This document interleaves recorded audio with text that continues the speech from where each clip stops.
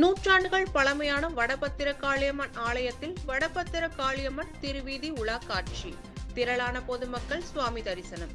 திருவாரூர் மாவட்டம் நன்னிலம் அருகே உள்ள முடிகொண்டான் கிராமத்தில் நூற்றாண்டுகள் பழமையான ஸ்ரீ வடபத்திர காளியம்மன் கோவில் அமைந்துள்ளது. இந்த கோவிலில் வைகாசி மாத திருவிழாவை முன்னிட்டு ஆண்டுதோறும் வடபத்திர காளியம்மன் திருவீதி உலா காட்சி வெகு விமர்சையாக நடைபெற்று வருகிறது.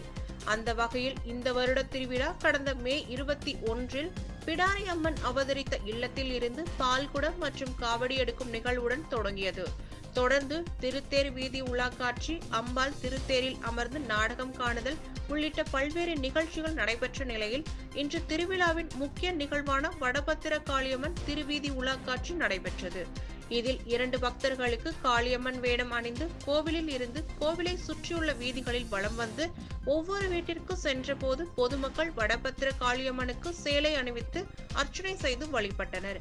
மேலதாளங்கள் முழங்க காளியம்மன் வேடம் அணிந்த பக்தர்கள் திருவீதி உலா காட்சி வந்து பக்தர்களின் வீடுகளுக்கு நேரில் சென்று அருள்பாலிப்பதாக கருதப்படுகிறது.